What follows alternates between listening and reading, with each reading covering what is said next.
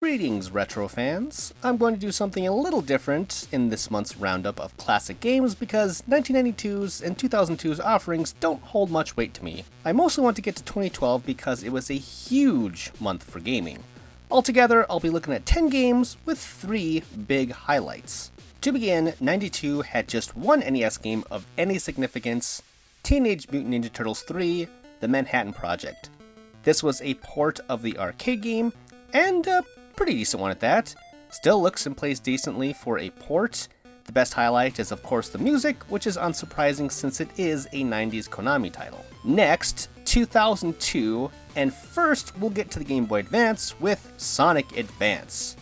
It was the first in a trilogy of 2D Sonic games. I never really got into Sonic past his prime Genesis days, but this game and its 2 sequels are pretty good, I must say. The other highlight was on PS2, Maximo: Ghost to Glory, which was a reboot of sorts of the Ghosts and Goblins franchise. It was certainly better than the original games, much fairer in terms of difficulty.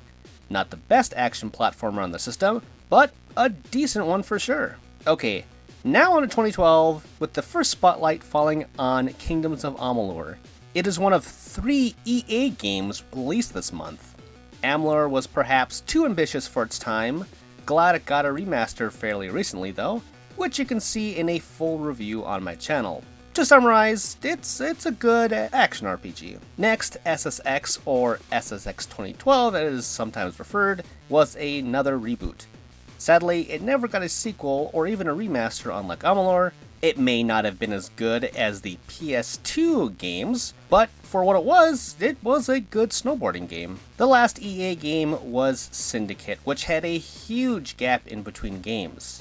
This reboot was going for a modern Deus Ex vibe as a cyberpunk shooter. It never captured me in 2012, and replaying it now, well, something was still missing.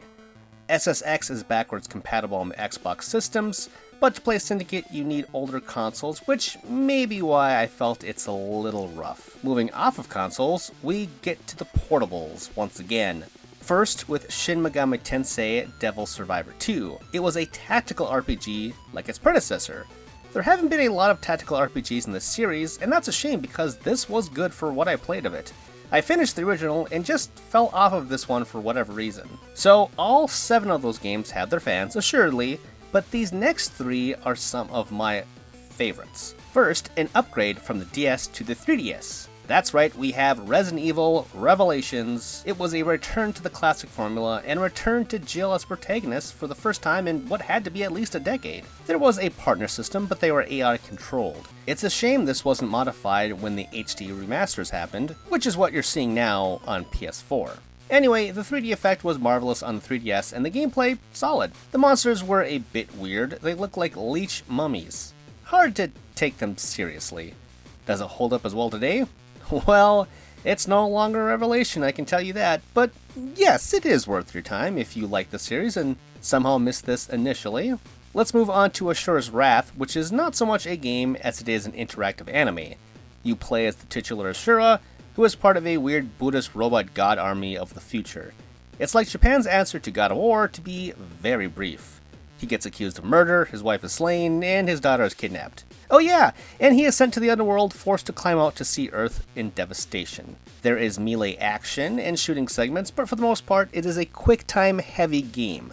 Now, I hate quick-time events in games, but I let that pass because this is such a unique experience.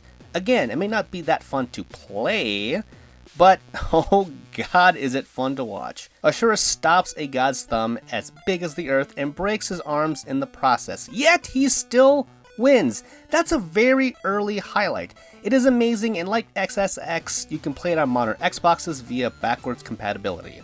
Another backwards compatible game is without a doubt my favorite on the list, Binary Domain. It shares a lot in common with Ashuras Wrath, what with its over-the-top story and action. I've written this and said it for many years now, but this is the best Terminator game to have ever existed. You know, without the license. The robots you fight are well designed, and even terrifying at times. It's a fairly basic third-person cover shooter, albeit with squad commands. You can affect what your teammates think of you based on in-between side conversations on missions. The shooting may not be as tight as some other cover shooters, and there are a few pacing problems, but I'm truly upset this never got a sequel or a proper remaster. It's not too late for Sega to announce something this year, but who knows. For now, I cannot recommend this first and only entry enough on whatever Xbox One, Series X, S, whatever you have. Do it, buy it as soon as you can. And those were the games of February 1992, 2002, and 2012. There were a lot more, but I'm only one man. Thankfully, I already covered the PS Vita in its own video, which saved a lot of time. But if I missed anything, or you liked any of these 10 games more than me, or even disliked them, let me know. We have to keep the history of these games alive, for better or worse, together, and that's why I do these retrospectives. Did you like that video? If you did, please like, subscribe, and spread the good word of ReActionExaminer. If you want to read more of my stuff, you can find a plethora of my articles over at TheGamer and Game Rant. All of those links and more are in the show notes below. Thanks for watching!